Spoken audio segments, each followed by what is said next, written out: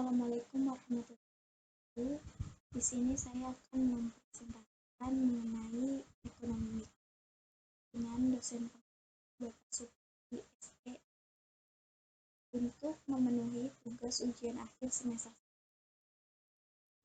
Sebelumnya, izinkan saya untuk memperkenalkan diri. Nama saya Ila Kumalasari dengan NIM 187215032. Fakultas Ilmu Pendidikan, Prodi Pendidikan Ekonomi, kelas reguler. Tema kali ini yaitu keseimbangan pasar. Definisi keseimbangan pasar. Market equilibrium atau keseimbangan pasar adalah sebuah kondisi ketika terjadi keseimbangan antara jumlah produk atau jasa yang diminta maupun yang ditawarkan dalam harga tertentu. Proses ini penting guna menentukan bahwa kurva keseimbangan akan tetap stabil ataupun tidak. Kurva tersebut dapat dikalkulasikan dengan rumus keseimbangan dari pasar. Proses keseimbangan pasar yang pertama, penjual menyediakan barang sesuai permintaan. Merupakan tugas penjual untuk menyediakan barang sesuai dengan permintaan pembeli. Penjual harus mengetahui seberapa besar kebutuhan permintaan pasar sehingga dapat mengestimasi barang yang disediakan. Yang kedua, persediaan barang sesuai penawaran pembeli. Persediaan barang sangat penting untuk mendukung keseimbangan pasar. Ketersediaan barang oleh pembeli dan jumlah barang yang diinginkan konsumen jika tidak seimbang akan berpengaruh pada harga barang. Yang ketiga, keseimbangan permintaan dan ketersediaan barang. Kebutuhan pembeli akan suatu barang membuat penjual harus memastikan ketersediaan barangnya dalam suatu periode tertentu.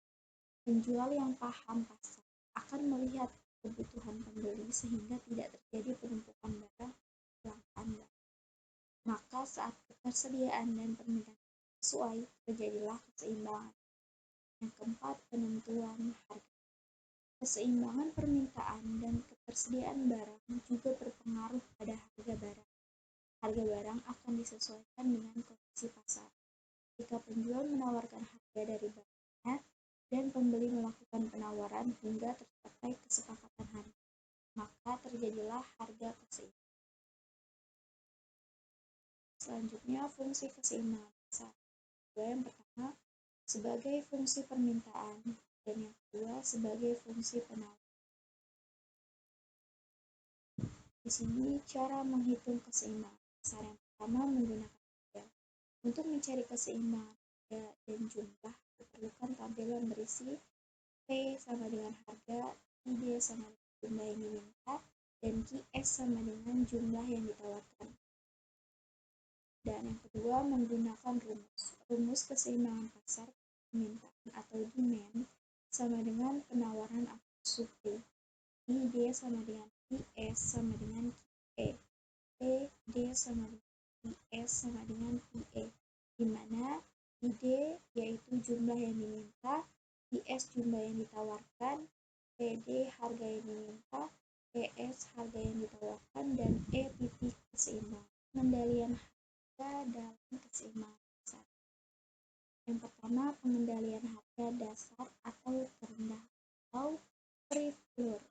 Pengendalian harga dasar merupakan penentuan harga terendah yang boleh dilihat oleh produsen. Kebijakan ini diambil ketika harga jual barang terlalu rendah sehingga beresiko merugikan produsen. Dengan kebijakan ini diharapkan produsen bisa memanfaatkan situasi dengan meningkatkan jumlah barang yang dijual, sehingga akan ada kelebihan penawaran atau excess supply. Apabila ada kelebihan seperti ini, pemerintah akan membeli kelebihan barang tersebut, disimpan dan dijual kembali di kemudian hari. Yang kedua, pengendalian harga tertinggi atau maksimum atau price ceiling. Kebalikan dari pengendalian harga terendah, pengendalian harga tertinggi merupakan penetapan harga jual tertinggi atau maksimum yang diperkenankan sehingga barang bisa dibeli oleh konsumen dengan harga wajar. Jadi, produsen diperbolehkan menggunakan harga yang sama atau kurang dari itu, namun tidak boleh melebihi harga tersebut. Tujuan kebijakan ini untuk menstabilkan harga barang sehingga tetap bisa dijangkau oleh konsumen.